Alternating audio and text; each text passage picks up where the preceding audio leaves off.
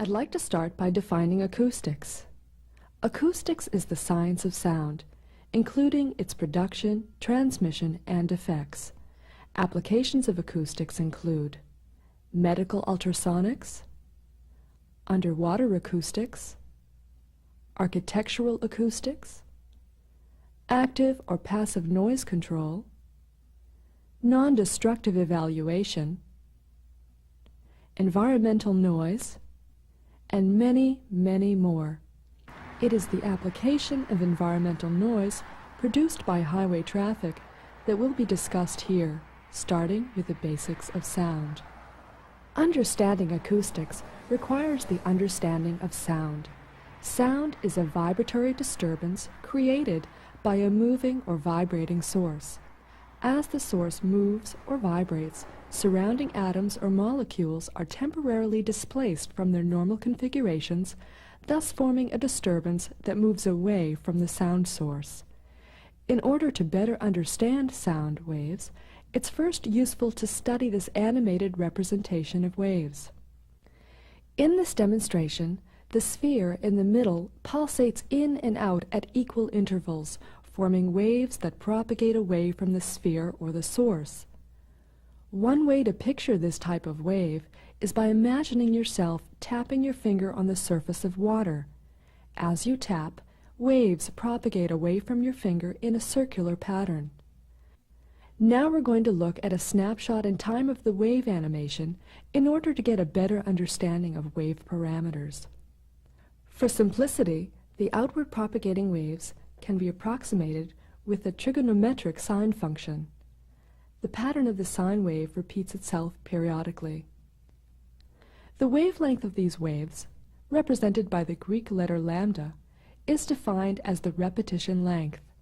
As a wave propagates through an unchanging medium, its wavelength remains constant. Another parameter of a wave is its amplitude. The amplitude determines the strength of the wave. Greater disturbances at the source lead to greater strengths during propagation. For sound waves, a higher amplitude equates to a higher volume. Waves also have an associated frequency. Frequency, abbreviated with a lowercase f, is defined as the number of cycles of repetition per second. In other words, frequency is the number of wavelengths that have passed by a stationary point in 1 second's time. The unit of frequency used here is called hertz, abbreviated Hz. It's defined as the cycles of the wave per second.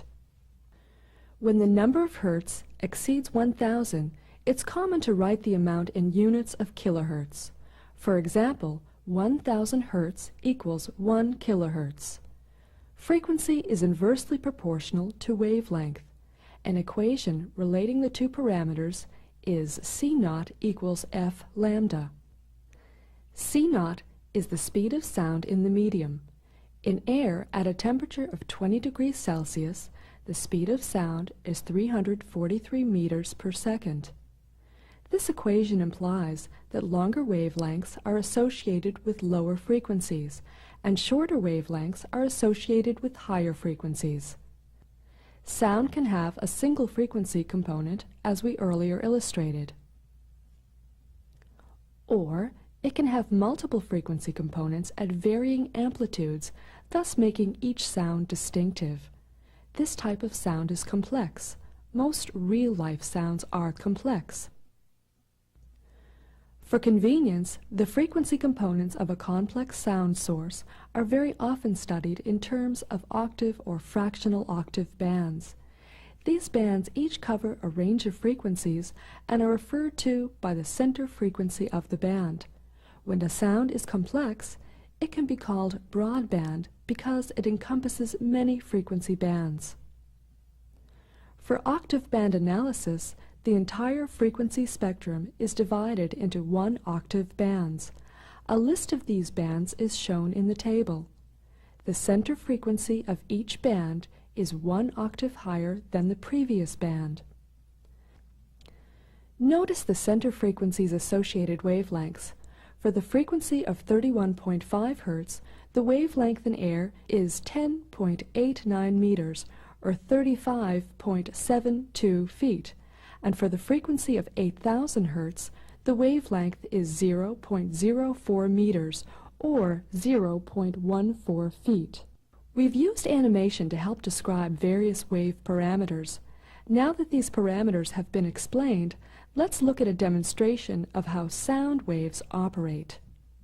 Sound waves must propagate through some medium, since it's the medium's particles that support the wave.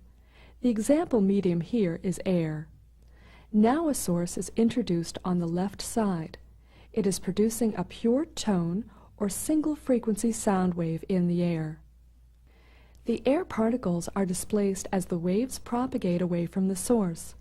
The particles themselves are just oscillating back and forth, but it can be seen that the sound waves are propagating outward. As the air particles bunch up, this forms a high positive amplitude area, and when they are most spread apart, this forms an area of high negative amplitude. In their undisturbed configurations, the particles represent an area of zero amplitude. The amplitudes correspond to a change in pressure from its ambient value. This is termed the acoustic pressure. A sine wave is again shown to better understand the wave parameters. Notice how the darker areas of the acoustic wave line up with the peaks of the sine wave.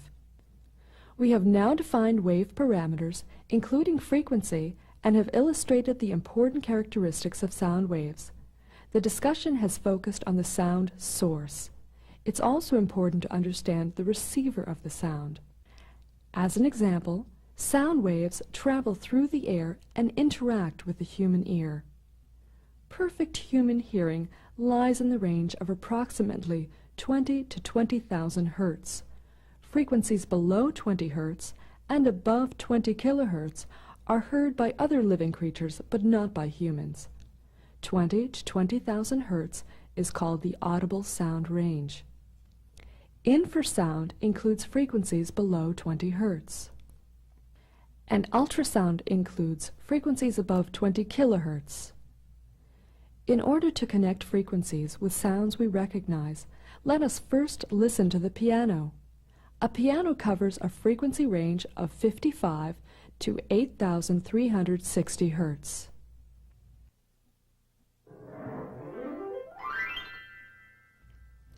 A middle C is at 262 Hertz.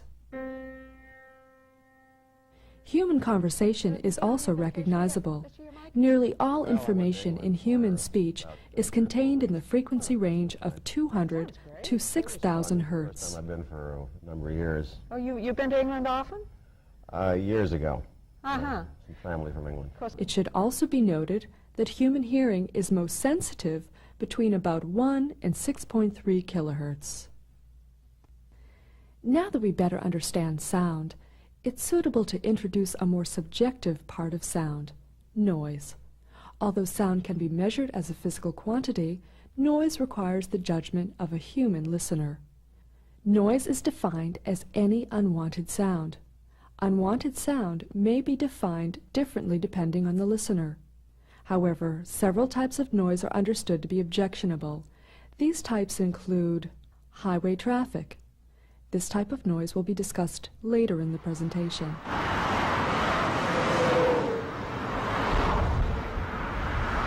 Loud machinery or tools.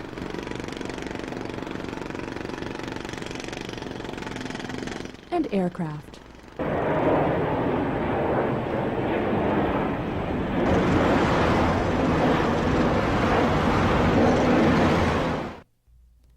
A better understanding of noise involves quantifying its perception. Physical measurements of the strength of the wave are explained first, followed by perceptual measurements. We talked before about the amplitude of a wave. The amplitude of a sound wave can be quantified by measuring the associated pressure disturbance. In other words, we need to measure the change in pressure from its ambient value. Again, this change in pressure is termed the acoustic pressure.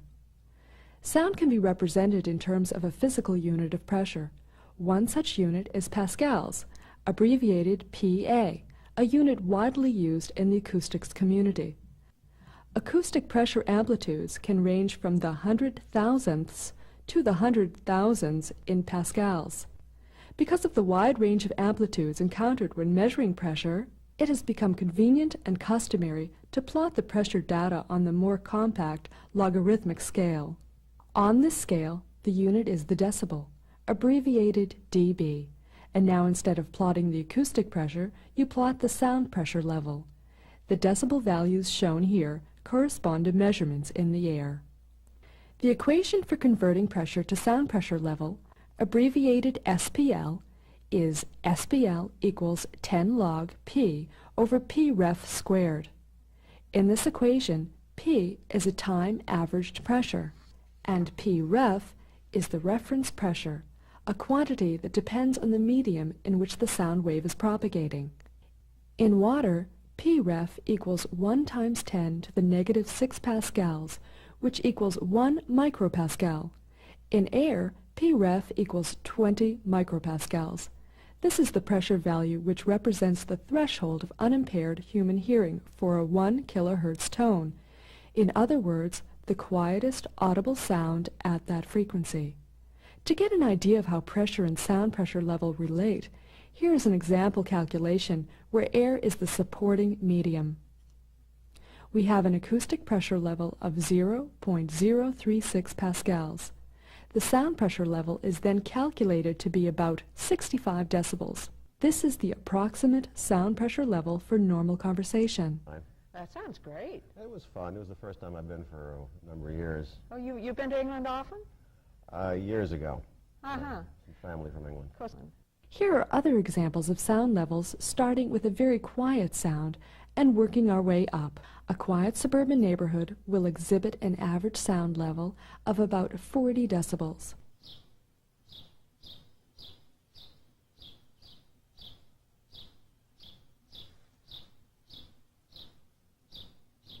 A gas lawnmower 31 meters or 100 feet away will create a sound level of approximately 75 decibels.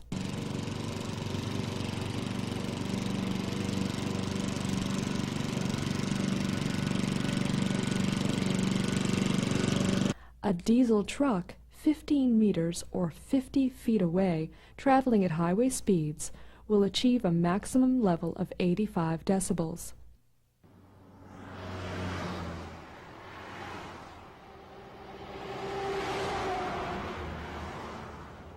A jet aircraft at an altitude of 305 meters or 1,000 feet will create a maximum level of about 90 decibels.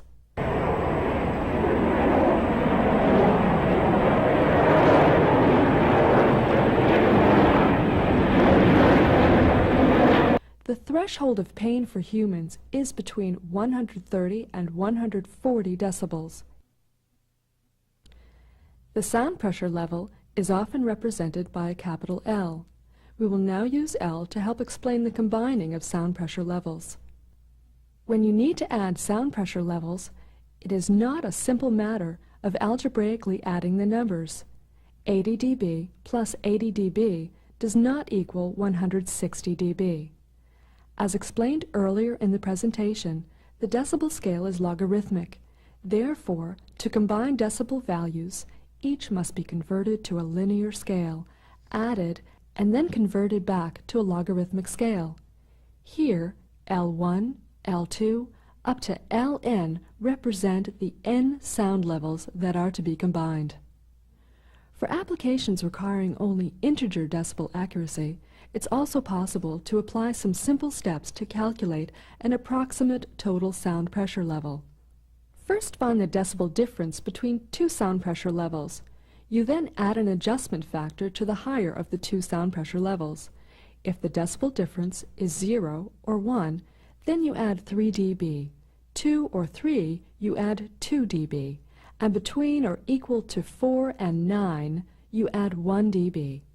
If the difference is 10 decibels or greater, you can safely ignore the lower level source. Under these conditions, the higher level source is said to mask the lower one. Here's an example combining three sound pressure levels. The typical procedure is to combine the smallest values first, then work your way up. So we start by combining the 80 decibel levels. Their difference is 0, so we add 3 dB to 80 dB to get 83 decibels. Then the difference of 83 dB and 90 dB is 7, so we add 1 dB to 90 dB for a grand total of 91 decibels. Now that we understand how to quantify sound, we can move on to its perception. A sound's loudness is a subjective rather than an objective description of noise. It all depends on how the sound is perceived for a particular individual. When researchers determined there was a need to find a relationship between the sound pressure level of a noise and its subjective loudness, several experiments were performed.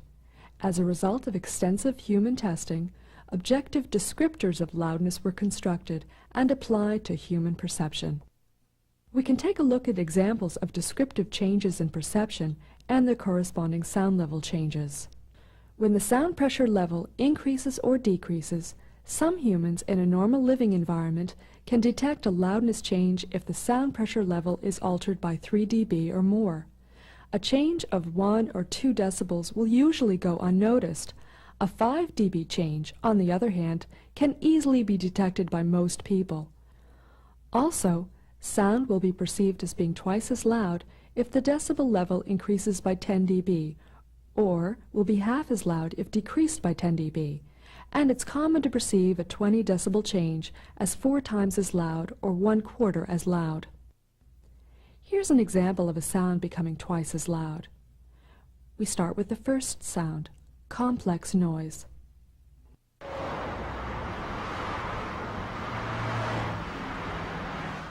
And here's the second sound, the same audio clip, but at a different sound level.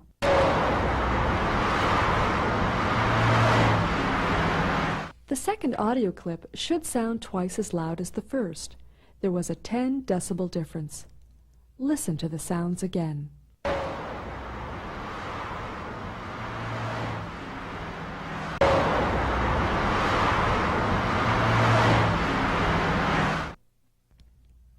We can also look at human perception of sound according to frequency.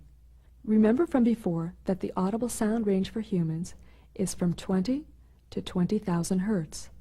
This is shown plotted on a logarithmic scale. Even though perfect human hearing lies in this range, we do not hear equally well at all frequencies. Earlier it was stated that human hearing is most sensitive in the range of about 1,000 to 6,300 hertz. To describe sound levels in a manner which closely approximates normal human hearing, the actual sound level measurement is modified by applying A weighting.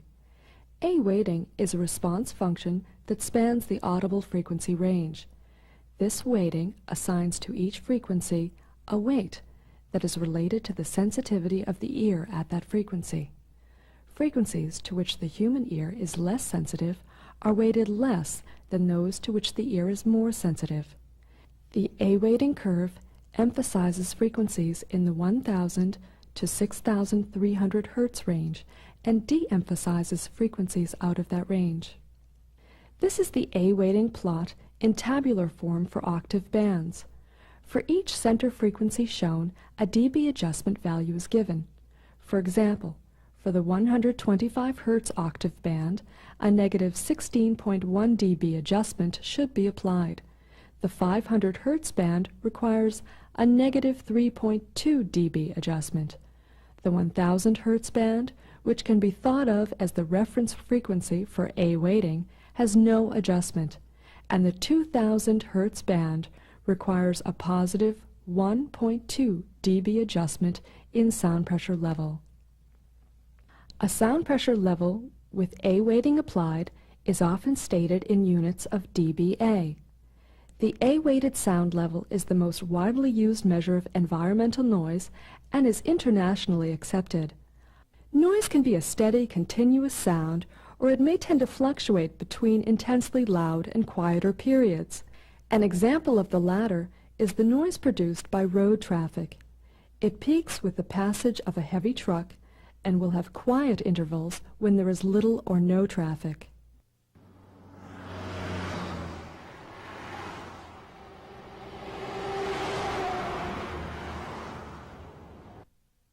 Because of the large array of noises and the need to understand them from different perspectives, there are several ways to describe noise. Many noise descriptors are available where each is appropriate for particular circumstances. A general noise descriptor is one we've already spoken about, the A-weighted sound level. The symbol for this descriptor is L sub A. More specific descriptors are the sound exposure level, the maximum sound level, the hourly equivalent sound level, the day-night average sound level, the community noise equivalent level, and the 10 percentile exceeded sound level. While all of these A-weighted noise descriptors can be applied to highway traffic noise, the LAE Q1H and L10 are most often used for traffic noise analysis.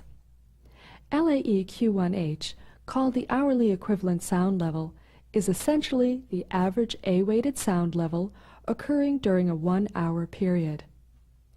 To illustrate the equivalent sound level, we are first showing you the sound pressure level recorded at one location over time. This time history reveals peaks and dips caused by loud and quiet sounds during the time period.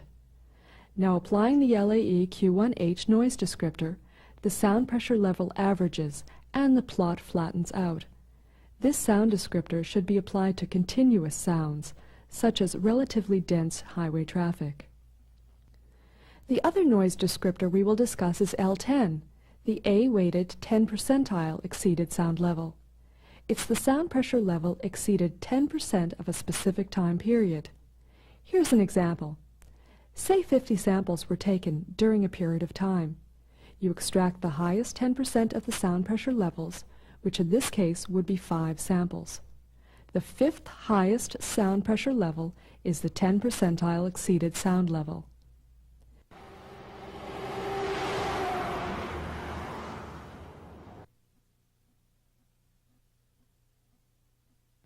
In the first part of this video, we discussed the basics of acoustics and reviewed some common noise descriptors which can be applied to highway traffic noise. Now we're going to move on to the acoustics involved in highway traffic noise. This includes the noise source, or the vehicles driving on the highway, the receiver of the noise, or the people in nearby communities, and the propagation path of the sound as it travels from the source to the receiver. Let's first talk about the sound source. We'll describe 2 basic sound source types and the relationship to highway traffic noise. A point source is defined as a source that's essentially concentrated at a single point from which noise propagates outward in all directions. In other words, sound radiates spherically from a point source. The sound levels measured from a point source decrease at a rate of 6 dB per doubling of distance. This is a decrease due to spherical spreading. A line source radiates sound cylindrically. It can be composed of multiple point sources arranged on a line located at a perpendicular distance relative to the observer. The sound levels measured from a line source decrease at a rate of 3 dB per doubling of distance. This is a decrease due to cylindrical spreading. 2 theoretical sound source types have been described. But what about actual noise generated from a highway? Well, we can consider highway traffic noise as a line source or as point sources, depending on the traffic density and the listener's proximity to the highway. Individual vehicles act as point sources. Categorizing vehicles into several different groups is important to predicting noise levels. Vehicles are typically divided into these categories: automobiles, which includes all vehicles having 2 axles and 4 tires, designated primarily for transportation of 9 or fewer passengers or for transportation of cargo. Medium trucks, which includes all cargo vehicles with 2 axles and 6 tires. Heavy trucks, which includes all cargo vehicles with 3 or more axles. Buses, which includes all vehicles having 2 or 3 axles and are designated for transportation of 9 or more passengers. And motorcycles, which includes all vehicles with 2 or 3 tires with an open-air driver and/or passenger compartment. In general, the loudest vehicles are in the heavy truck category. As an example, at a distance of 15 meters or 50 feet, a single heavy truck traveling at normal highway speeds can produce a maximum sound level of around 85 dBA. The quietest vehicles are in the automobile category. For the same conditions as the example heavy truck, the maximum sound level of the automobile is around 75 dBA. The major noise sources in vehicles are, for trucks, the exhaust stack, and for all vehicles, the engine and tire pavement interaction. The sound levels of individual vehicle noise are influenced by how fast the vehicle is traveling. Whereas individual vehicles are here considered as point sources, highway traffic can be considered a line source. It is composed of several vehicles or point sources closely spaced. A community is a sufficient distance from the highway to see highway traffic as a line noise source. This implies that for highway traffic noise, the sound decreases due to cylindrical spreading at a rate of 3 dB per doubling of distance away from the road. Highway noise studies are born out of concern for people. People exposed to highway noise include those who live, go to school, or work in surrounding communities, or people who actually work on the highway itself. The concern lies in their safety and well-being. The most obvious negative effect of noise is physical damage of hearing. Transportation noise levels experienced by communities and the general public, however, are normally not high enough to produce hearing damage. Other effects are the interference of noise with certain activities, such as sleeping, relaxation, study, or conversation. Although most interruptions by highway noise can be considered merely annoying, some may be considered dangerous. An example of this is the inability to hear warning signals or verbal warnings in situations involving workers next to a noisy highway. Less obvious, but nevertheless real, are the stress effects of noise. There is ample evidence that noise can cause stress and thus may be a contributor to stress-related diseases such as anxiety or heart disease. The path the sound takes when traveling from the source to a receiver can be quite complicated when taking into account ground reflections, obstructions, and meteorological effects. The received sound level depends heavily on these parameters. We can start by talking about a simple propagation path, the path going directly from the source to a receiver. Besides geometrical spreading, which causes the sound level to decrease as it propagates toward the receiver, the propagation medium itself can possess inherent losses. Atmospheric absorption is the attenuation of sound during its passage through air. For propagation distances related to highway measurements, this attenuation is only significant at very high frequencies, greater than 5,000 Hz. It is, in general, small compared to attenuation caused by other propagation mechanisms and can usually be neglected. Meteorological conditions can also affect the direct propagation path. These conditions include vertical temperature and wind gradients. In general, daytime weather conditions permit the ground to be heated by solar radiation. The air nearest the ground is warmest, becoming progressively cooler with increasing height. This is called a temperature lapse. The speed of sound increases with increasing temperature. This causes sound rays to bend upward away from the earth.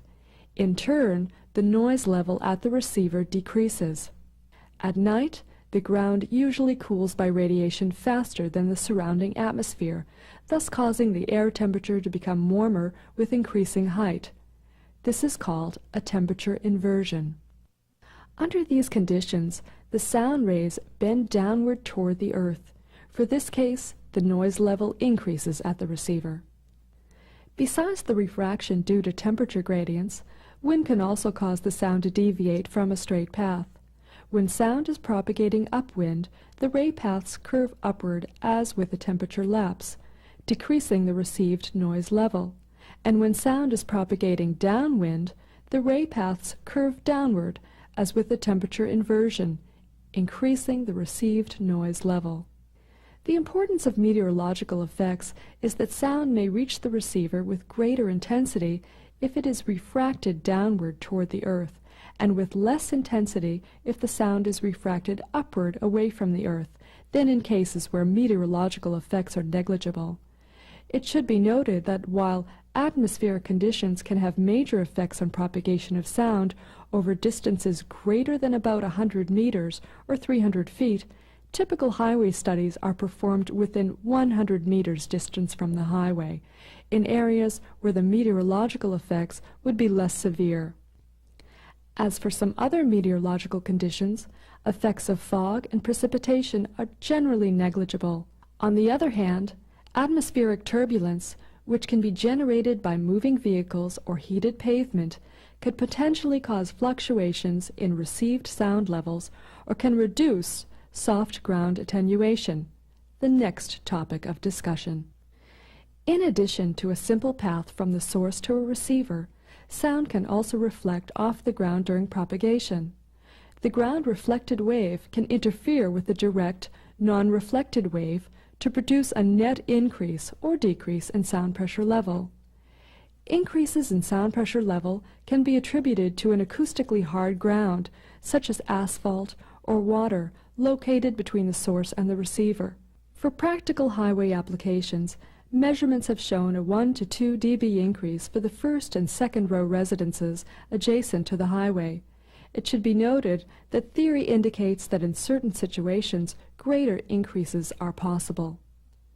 An acoustically soft ground, such as grassland, plowed earth, or snow, can cause a significant broadband attenuation, except at low frequencies. As a general rule of thumb, for each doubling of distance, the soft ground effect attenuates the sound pressure level at the receiver by 1.5 dB. This extra attenuation applies only to incident angles of 20 degrees or less. For greater angles, the ground becomes a good reflector and can be considered acoustically hard. Another consideration when discussing ground reflections is the terrain geometry. Sound may encounter terrain that's not flat, but rather terrain with small hills. For a downwardly curving ground, the sound rays stray away from the ground's surface. For an upwardly curving ground, the sound rays are forced to encounter the ground's surface. We have so far discussed several aspects of the sound propagation path, and have now arrived at the last topic covered in this presentation: obstructions in the propagation path. Natural terrain features, such as hills and dense woods, as well as man-made features, such as buildings and walls, obstruct the sound path between source and receiver, and in most cases reduce or attenuate noise levels for nearby receivers. The amount of attenuation provided by these objects depends on the size of the object and frequency content of the associated noise source. The term noise barrier refers to any large object that blocks the line of sight between source and receiver, including the ground itself if it protrudes upward through the line of sight. A noise barrier is commonly a wall or earth berm specifically constructed for the purpose of noise reduction. This type of obstruction is the most commonly used traffic noise abatement measure. When sound encounters a barrier, there are three possible paths it takes: diffracted over or around the barrier, transmitted through the barrier, or reflected by the barrier. The diffracted sound is the most important path that reaches the receiver located on the other side of the noise barrier. This is the sound that bends over the top of the barrier into the barrier's noise shadow. The frequency content of the sound is important.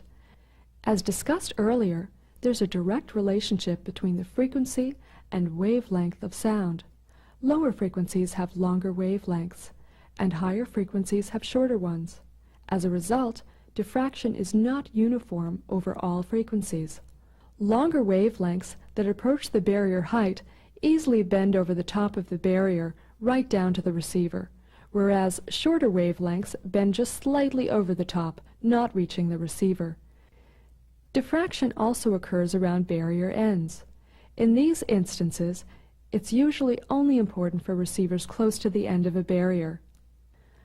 The noise shadow behind a barrier is not very well defined, much different than a shadow in optics.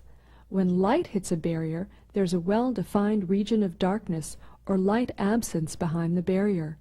For sound, the shadow must be considered an area of noise reduction rather than an area of noise absence. The deeper or closer to the base of the barrier a receiver is positioned in the shadow zone, the greater the associated barrier attenuation. Barrier attenuation is usually represented by the more standardized term barrier insertion loss. Barrier insertion loss is defined as the sound level at a given receiver before the construction of a barrier minus the sound level at the same receiver after the construction of the barrier. The construction of a barrier usually results in a partial loss of soft ground attenuation, a loss apparent when compared to the no barrier case. This is due to the barrier forcing the sound to take a higher path relative to the ground plane. Physically, barrier insertion loss is the net effect of barrier diffraction, combined with this partial loss of soft ground attenuation. Another way sound from the source can reach the receiver on the other side of the barrier is by a rather direct, although obstructed, path.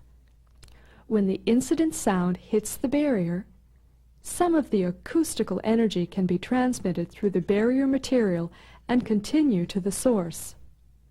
The amount of transmission depends upon factors relating to the barrier material, such as the weight, stiffness, or loss factors, the angle of incidence of sound, and frequency spectrum of sound. The amount of sound reduction during transmission is called the transmission loss. Typically, the transmission loss improves with increasing weight of the material. Most common materials used in barrier construction provide a transmission loss of 20 dB or better. For materials such as concrete or masonry blocks, the transmission loss values are more than sufficient, exceeding 30 dB.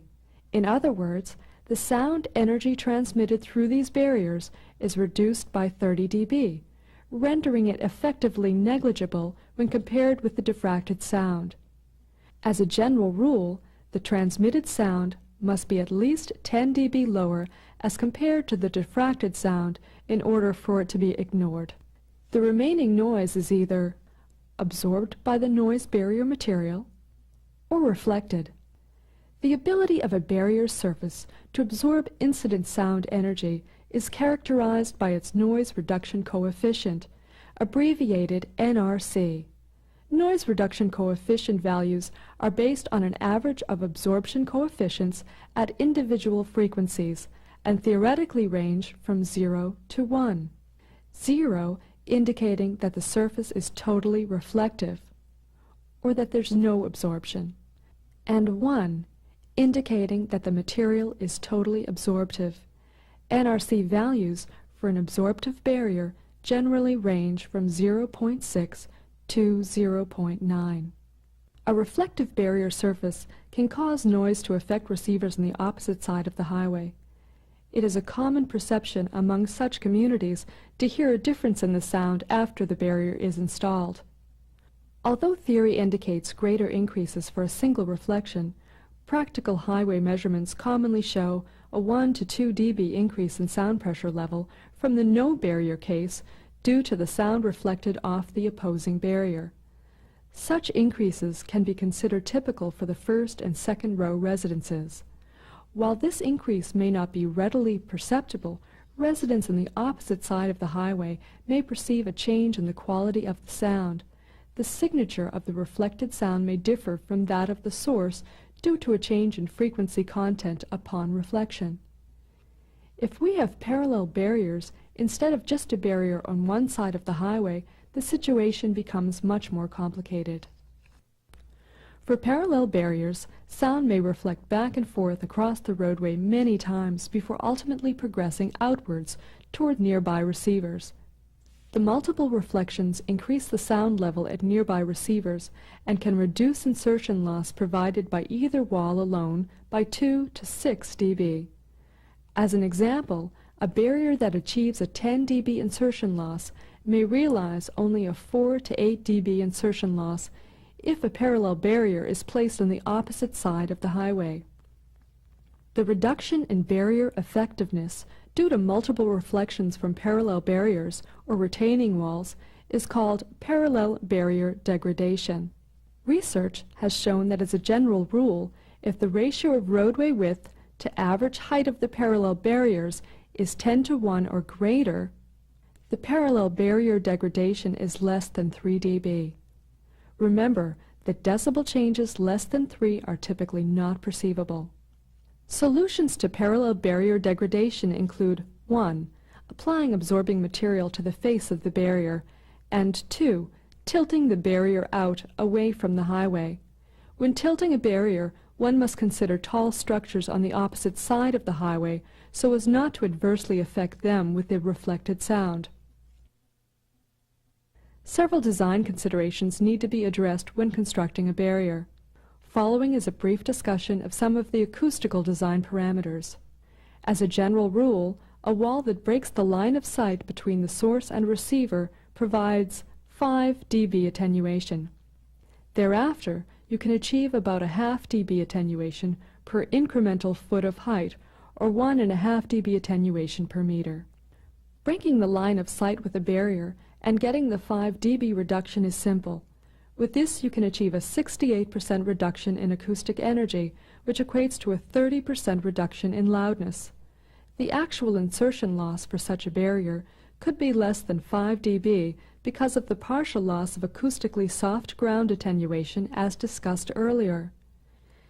It is also usually quite feasible to achieve a 10 dB reduction using walls or berms of reasonable height. Here you would get a 90% reduction in acoustic energy and a loudness reduction of 50%. Greater barrier noise reductions are not so easily attainable. A 15 dB reduction would be very difficult, and a 20 dB reduction would be nearly impossible. Noise barriers are usually designed with an insertion loss goal of 10 dB in mind. Remember that insertion loss includes the barrier reduction and the partial loss of ground attenuation.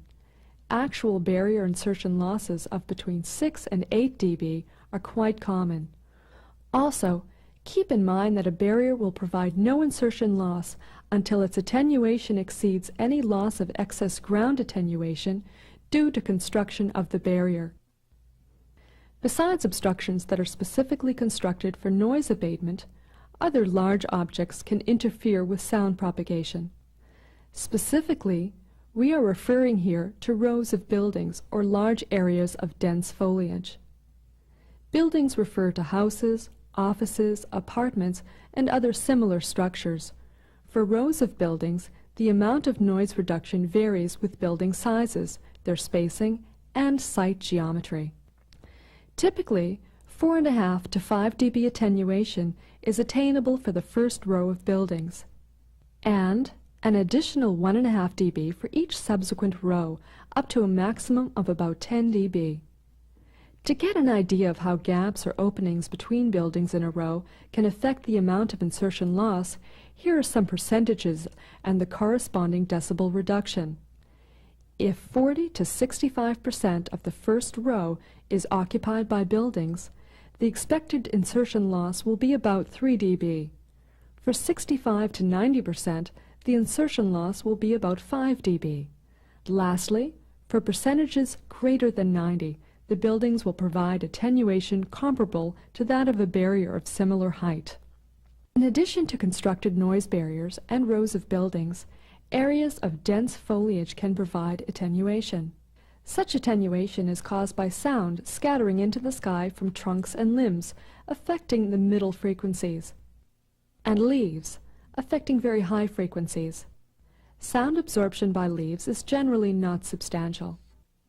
In addition, some low-frequency attenuation results from ground attenuation within the wooded area, where the roots of underbrush produce acoustically absorptive soft ground. To achieve any substantial amount of attenuation due to foliage, such as trees and bushes, foliage must be at least 30 meters or 100 feet deep. In other words, a strip of 30-meter width, and dense enough to block the line of sight between source and receiver. Further, the foliage area should have a height that extends 5 meters or 16 feet above the line of sight. Typically, as much as 5 dB attenuation is attainable. If the foliage area is doubled in width to 60 meters or 200 feet, or extended beyond that, a reduction of 10 dB, but no greater, is attainable. Theoretically, using foliage to reduce the noise in communities surrounding highways is appealing. However, foliage of sufficient width and density to reduce noise is not usually found along highways. Vegetation planted as part of a highway project will not provide noise abatement. Phew, that was an earful. This presentation has highlighted some of the basics of acoustics and highway traffic noise. Of course, many details beyond what was covered here must be taken into account to accurately describe the sound in our communities. There are ongoing studies in this field of acoustics, and we can look forward to progress in years to come.